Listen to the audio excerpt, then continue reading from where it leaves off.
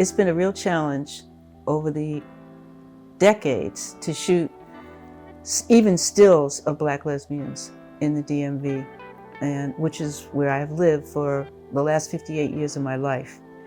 And I have met some amazing, amazing women, and I feel that their stories need to be told. My name is Lee Mosley, and I am the director-producer of Pioneers for Justice, Black Lesbians in the DMV.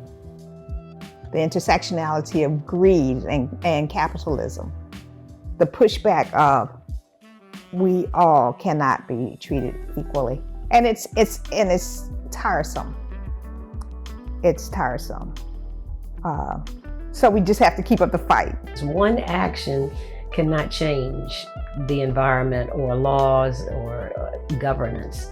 So it's very important that we push back. In fact, a lot of the gains that were made even during the AIDS and the HIV epidemic were because so many people were pushing. Being ever reminded that no matter how far you get or how much education you have or how much money you have, that your hand was never far from the plow of social justice.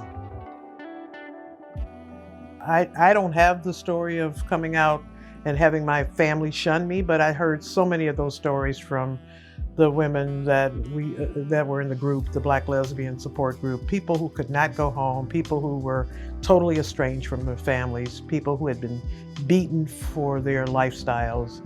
And I think young people maybe take that for granted. I really understood it when I went to at this all-girls school, because I went with the sole purpose of being a lesbian and having a lesbian experience. Around 39 or 40s when I actually took that leap and came out to everyone. I came out to my wonderful son.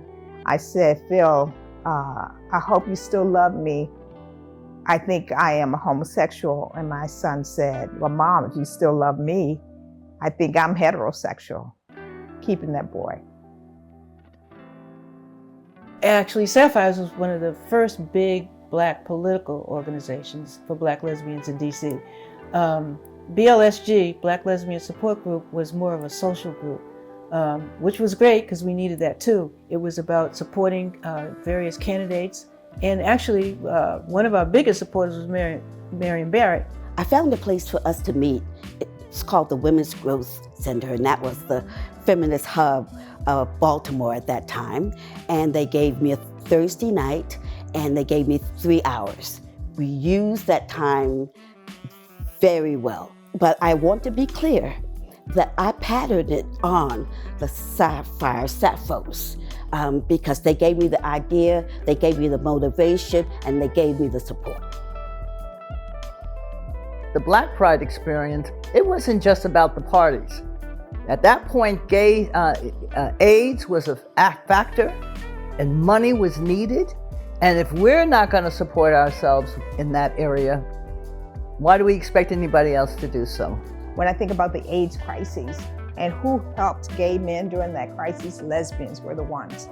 Black lesbians were front and center as racism played its part in that HIV pandemic. Although I think this one was the biggest and the first, really set a standard for how cities with large Black queer communities can stand together as community and celebrate themselves. It was a big deal. I mean, we had people who came from all over the East Coast to Black Pride. That's how significant it was.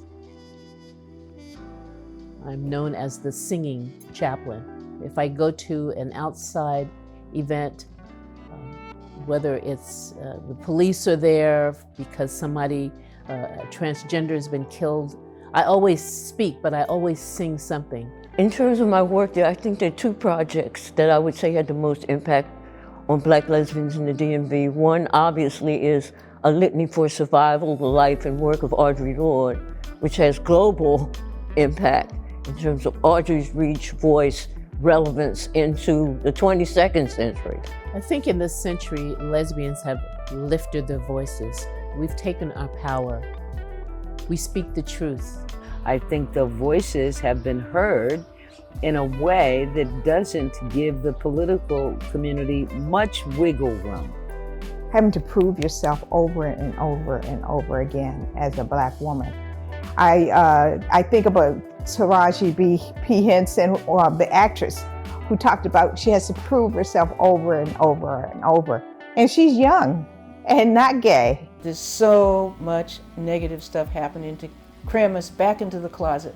And young people need to resist, just like we resisted back in the 60s, 70s, and 80s, and 90s. The gay and lesbian movement was a revolution, the only revolution that's being fought for love. We take this revolutionary spirit about what we do and expand it, support each other, and know that as a sisterhood, we are global, and the power of that is just, as Audrey would say, irresistible.